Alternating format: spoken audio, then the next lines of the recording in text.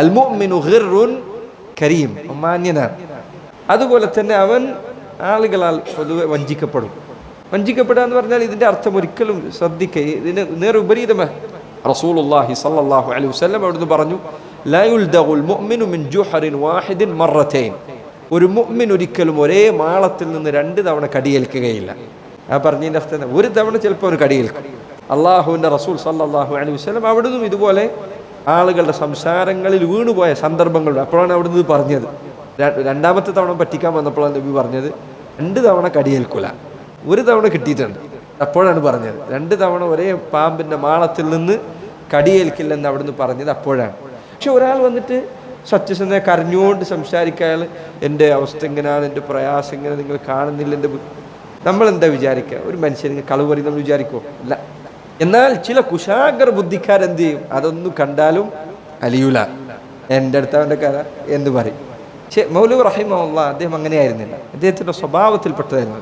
അതുകൊണ്ടാണ് സലഫുകളിൽ ചിലർ പറഞ്ഞു, അവർ പറഞ്ഞു, മൻ ഖാദഅനാ ബില്ലാഹ് ഖുദിഅനാ. ആരെങ്കിലും അള്ളാഹുവിൻ്റെ പേര് പറഞ്ഞ് നമ്മളെ വഞ്ചിക്കാൻ ശ്രമിച്ചാൽ നമ്മളെ വഞ്ചിക്കാൻ സാധിക്കും. അള്ളാഹ് തന്നെ സത്യം എന്ന് പറഞ്ഞാൽ നിങ്ങൾക്ക് ആർക്കെങ്കിലും തോന്നുമോ ഒരാൾ കളവ് പറയുന്നു? അല്ലേ, ഒരു ഇസ്ലാമികമായ അടയാളമുള്ള ഒരു മനുഷ്യൻ അള്ളാഹു തന്നെ സത്യം എന്ന് പറഞ്ഞിട്ടൊരു കാര്യം പറയുമ്പോൾ നമുക്ക് തോന്നുമോ ഇയാൾ കളവ് പറയുന്നു? ഇല്ല. ഒരു മുഅ്മിനെ വഞ്ചിക്കാൻ എളുപ്പമാണ്. ഈ രൂപത്തിൽ അവനെ വഞ്ചിക്കാൻ പറ്റും. അള്ളാഹുവിൻ്റെ പേര് പറഞ്ഞ് വഞ്ചിക്കാൻ പറ്റും. ഞാൻ അള്ളാഹുവിനെ മുൻനിർത്തി ചോദിക്കാൻ നിങ്ങളോട് എന്ന് പറഞ്ഞു വരുന്ന എത്ര ആളുകളുണ്ട്.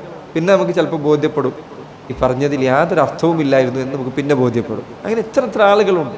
മുനാഫിക്കുകൾ നബി സല്ലല്ലാഹു അലൈഹി വസല്ലമയുടെ കാലഘട്ടത്തിൽ തന്നെ ഉണ്ടായിരുന്നു. അതുകൊണ്ടാണ് ചിലർ പറഞ്ഞു, മുത്തറിഫ് ഇബ്നു അബ്ദുല്ലാ അശ്ശഖീർ അദ്ദേഹം ആദം നബിയുടെ ചരിത്രം വിശദീകരിച്ചപ്പോൾ ആദം നബി ഇബ്ലീസ് വഞ്ചിച്ചു. എങ്ങനെയാണ് വഞ്ചിച്ചത്?